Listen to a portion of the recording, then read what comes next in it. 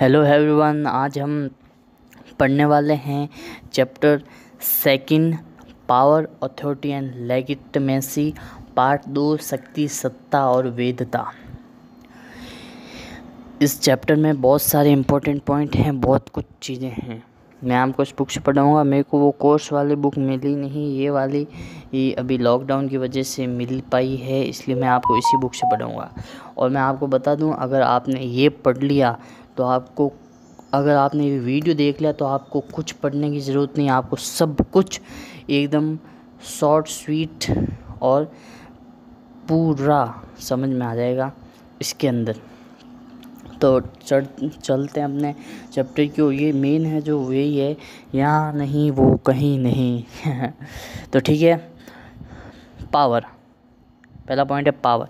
Power is the basic concept of political science, यानी जो शक्ति है वो राजनीतिक विज्ञान की एक बेसिक कॉन्सेप्ट है। वो मतलब एक सामान्य है जो राजनीति के अंदर नहीं हो तो फिर राजनीति के अंदर कुछ आप आगे नहीं बढ़ा सकते।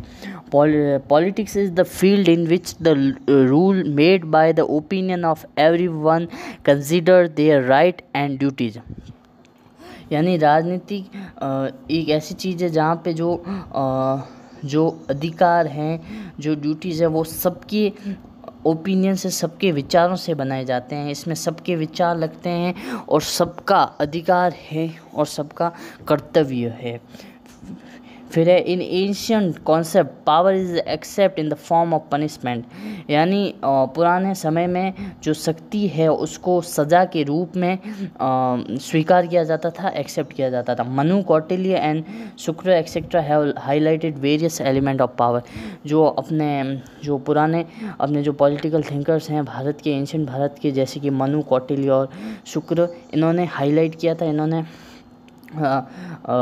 पावर के जो एलिमेंट है उसको बताया था। In European Machiavelli considered first thinker in favour of power. जो यूरोप है, जो वेस्ट में है, उनमें मैकियावेली को सबसे पहले माना है, पावर के बारे में उन्होंने बताया है। इसके बाद the chief founder of modern political science Charles Merriam explain various aspect of power, जो कि मॉडर्न जो पावर है उसको इन्होंने बताया था, चार्ल्स मार्लियन ने। अब अगला जो पॉइंट है वो है different among power, force and influence, यानी जो शक्ति है, जो फोर्स है, जो इन्फ्लुएंस है, प्रभाव है, शक्ति है, जो फोर्स को आप कह सकते हैं जो ज़बरदस्ती किया जाता है, इन तीनों में क्या असमानता है, डिफरेंस है। Generally power and force considered to be the same, यानी सामान्य रूप से शक्ति और फोर्स, यानी जो ज़बरदस्ती किया जाता है, फोर्स को आप घर्षण भी कह सकते हैं, घर्षण, जो कि जैसे कि हम किसी चीज़ को खींचते हैं तो वो चीज़ वहीं रहना चाहती है पर हम उसको खींचते हैं। जैसे ही फोर्स किसी से ज़बरदस्ती काम किया रह जाए उसे फोर्स कहा जाता है। तो सामान्य रूप से तो इन दोनों को एक समान बताया है, but reality is there difference between the two, पर असल जीवन में इन दोनों के बीच असमानताएं हैं। The power is the disinclined force and force is the power to appear, यानी हम किसी के ऊपर फोर्स लगाते हैं तभी हमें उसकी शक्ति पता। अगर जैसे कि अगर एक बच्चा माता पिता के काम कहना नहीं मान रहा है तो माता पिता उसके साथ ज़बरदस्ती करते हैं, तो हमको पता चलेगा कि पिता के पास पावर है, शक्ति है, जो कि वो अपने बच्चे के साथ फोर्स कर रहा है। और फोर्स लगाएगा तो हमें, पिता अपने बच्चे को फोर्स लगा के वो काम करा रहा है तो हमें ये ज्ञात होगा कि पिता के पास शक्ति है तभी वो फोर्स लगा रहा है। ये इसमें different. Power is the undisclosed element, but force is the manifest element. Power is the influence. Power and influence also have many similarities and insimilarities, यानी जो शक्ति और प्रभाव है, पावर और इन्फ्लुएंस है, इन दोनों के अंदर भी बहुत सारी समानताएं और असमानताएं।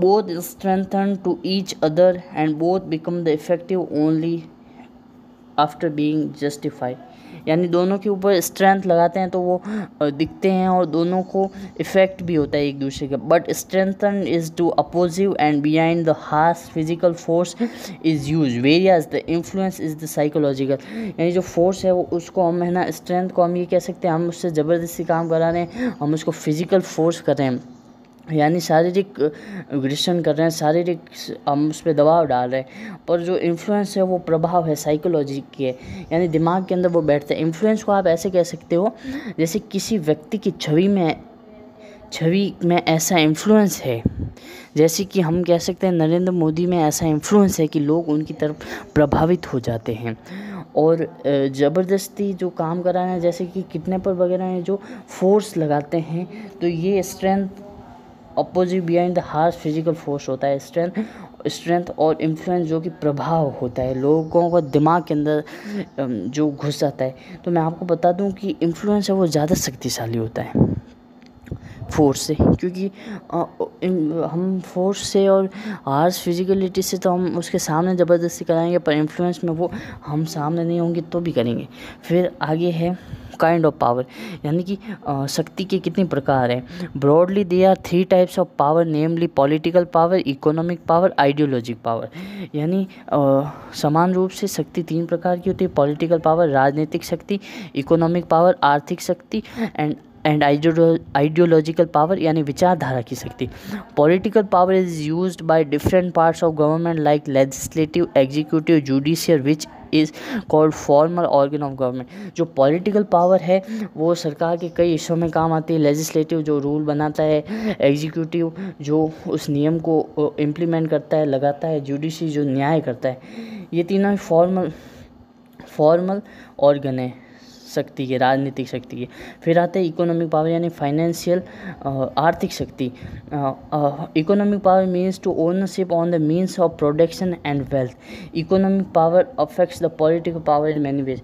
यानी इकोनॉमिक पावर का मतलब है कि जो व्यक्ति उत्पत्ति करता है उस और जो व्यक्ति अमीर होता है वो ओनरशिप होता है, जो मालिक होता है वो इकोनॉमिक पावर है। Economic power affect political power, यानी जो राजनीतिक शक्ति को आर्थिक शक्ति बहुत रस्तों में मिलती है, बहुत रस्तों में प्रभाव करती है। जैसे आप देख लीजिए अब बीजेपी हमारे देश की और नहीं बल्कि विश्व की सबसे बड़ी पार्टी है, तो उसको 1200 करोड़ रुपए उसको फंड मिला है, तभी उसकी इकोनॉमिक स्थिति अच्छी है, तभी तो वो पॉलिटिकल स्थिति उसकी अच्छी हो पा रही। इतनी रैलियाँ निकाली, जैसे कांग्रेस के पास 400 करोड़ गए फंड है तो वो इतना अच्छा नहीं कर पा रहे। Ideology mean the group of ideas basis on which our approach develop, it affects the way of people's thinking and understanding. विचारधारा से ये मतलब है कि विचारधारा एक गुट के लोगों की जो सोच है उसे विचारधारा कहते हैं, जो कि हमारी अप्रोच को डेवलप करते हैं, हमारे सोच को, हमारे सोचने और समझने की शक्ति को और विकसित करते हैं, उसे विचारधारा कहते हैं। Structure of power, they are 4 main theories of power. They are theory of class dominance, second specific class theory, third feminist theory, fourth pluralistic theory. यानी कि ये 4 थ्योरीज बताई गई है जिसमें कि समाज के जो अलग अलग कुछ वर्ग को आगे दिखाया गया है। जैसे कि class dominance, the principle of class dominance which the result of Marxism has been the basic believed on the economic basis the society divided into 2 opposing class, economic powerful and financial weak। यानी इन्होंने बताया है कि आर्थिक स्तर पर 2 class बताई गई है, एक जो आर्थिक स्थिति उनकी बहुत अच्छी है जो कि इकोनॉमिक पावरफुल है, और दूसरे जो फाइनेंशियल वीक है यानी उनकी आर्थिक स्थिति ख़राब नहीं। ये दोनों अपोजिट क्लास हैं और ये दोनों क्लास लड़ती रहती है और कॉन्फ्लिक्ट करती रहती है। इनका ये जो थ्योरी ऑफ क्लास डोमिनेंस यानी एक वर्ग का डोमिनेंस बताया गया उसमें। फिर है specific class, specific class the society into groups. Specific class is the powerful and the general class. यानी जो स्पेसिफिक क्लास है जो हमने दूसरी थ्योरी पढ़ी है, इसमें 2 वर्गों को बताया गया है, 2 क्लास को बताया गया है। एक जो अपर क्लास है जो उच्च दर्जनीय, एक जनरल क्लास है जो सामाजिक क्लास है। स्पेसिफिक क्लास और जनरल क्लास, एक जो ऊपर मानी जाती है और एक क्लास जिसे सामान्य माना जाता है। अब अगली थ्योरी है फेमिनिस्ट थ्योरी। ये थ्योरी थोड़ी इनसे थोड़ी अलग है। Feminist theory is the holds that the basis of division of power in the society genderistic. All the strength of the society is the man and they use the power over women. यानी इसमें बताया गया है कि समाज में जितनी भी शक्ति है उसको दो हिस्सों में बांटा गया है, वो भी लिंग के आधार पर।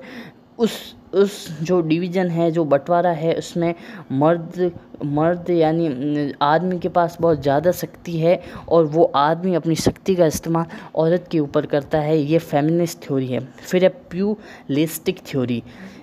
Pluralistic theory states that the all power of society divided into many groups, not in the hand of any one class.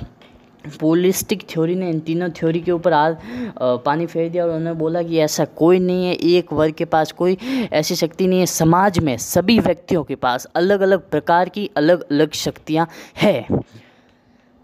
अब आगे पढ़ते हैं अथॉरिटी। अथॉरिटी को ही सत्ता कहा गया है। Power is an important concept since ancient time in political science. बोल रहे हैं कि शक्ति एक बहुत महत्वपूर्ण बिंदु है राजनीतिक विज्ञान में। Authority is the choice the virtue of the individual organization और rule due to which obey the voluntary follows the instruction. आप इसको बोल सकते हैं obey the instruction is the authority. यानी अथॉरिटी एक ऐसी चीज़ है जिससे कि हम जो आदेश देंगे, जो हम इंस्ट्रक्शन देंगे, वो व्यक्ति हमारे आदेश का, हमारे इंस्ट्रक्शन का पालन करेगा, उसी को अथॉरिटी कहा गया है। और basis of following are authority. 4 प्रकार की अथॉरिटी है। Belief, uniformity, public interest and pressure. जो कि कोई बिलीव करता है कि हाँ मुझे इस पे विश्वास है तो मैं इसकी बात मानूंगा। एक है यूनिफॉर्मिटी, यानी कि सब थोड़ा थोड़ा मानेंगे। एक पब्लिक इंटरेस्ट, लोग अपने मतलब से मानते हैं। चौथा है प्रेशर यानी दबाव है, मानना ही पड़ेगा। फिर एक kind of authority. The famous psychologist marks weber has the given following form of authority. Marks weber ने अथॉरिटी को यानी सत्ता को इन 3 हिस्सों में बांटा है। Traditional authority, charismatic authority, legal and rational authority. Authority has been worked with the constitutional laws and countries and its culture values related to traditional and modern concept. जो अथॉरिटी है वो कॉन्स्टिट्यूशन यानी संविधान के नियमों, जो देश के संविधान के जो नियम है उसके अनुसार और कल्चर संस्कृति के अनुसार चलती है। अब लेगिटिमेसी यानी वैधता। Legitimacy is the conjunction between the ruler and rule. In the form of concept political science, legitimacy does not imply be law. Instead, the related to values and the trust of the governance and the rule which make the governance lawful. Legitimacy को आप बोल सकते हो lawful यानी कानून पूर्वक। Legitimacy का ये मतलब है लेगिटिमेसी को यूँ कहा गया है कि लेगिटिमेसी वो चीज़ है जिसमें हम किसी राजनीतिक पार्टी को या फिर किसी राजनीतिक पद को हम उसको शक्ति देते हैं, जीता तो देते हैं, पर लेगिटिमेसी में ये होता है कि हम उसको ये अधिकार देते हैं कि आप हमारे ऊपर राज कर सकते हो, आपको ये सिस्टम दिया गया है, इसी को लेगिटिमेसी कहा जा सकता है। पावर से, अथॉरिटी से व्यक्ति राज तो कर सकता है, पर लेगिटिमेसी से वो व्यक्ति लोगों के दिल पे राज करता है, लोगों की मर्जी से राज करता है, उसी को लेगिटिमेसी और लॉफुल कहा गया। लेगिटिमेसी का दूसरा मतलब ही लॉफुल होता है यानी कानून पूर्वक। In the modern democratic system, governance, participation, shareholding, peoples is regarding the proof of legitimacy in state. आधुनिक काल में आधुनिक लोकतांत्रिक सिस्टम में यही कहा गया है कि जो सरकार के जो कार्य है उसमें पार्टिसिपेशन या शेयर होल्डिंग यानी भागीदारी एक सामान्य व्यक्ति को मिलना, वही लेगिटिमेसी यानी लॉफुल है राज्य के लिए, स्टेट के लिए। Legitimacy is actually link between power and authority. शक्ति और सत्ता के बीच में जो लिंक है, जो जुड़ाव है, जो कड़ी है, शक्ति और सत्ता के बीच में जो कड़ी है वही लेगिटिमेसी है, लॉफुल है। The concept of power, authority and legitimacy are the close connected, यानी जो सत्ता, शक्ति और वैधता है, ये दोनों तीनों एक साथ जुड़े हुए हैं। In event lack of power it is impossible to establish peace, यानी जो अगर शक्ति की कमी होगी तो हमें शांति स्थापना कर ही नहीं कर सकते। In the lack of power impossible to establish peace, system, justice and happiness, न्याय और नियम और खुशहाली हम नहीं स्थापित कर सकते। यही पूरा चैप्टर था। अगर आपने ये पढ़ लिया, ये वीडियो देख लिया, तो आप कुछ को पढ़ने की ज़रूरत नहीं है। जय हिंद, वंदे मातरम।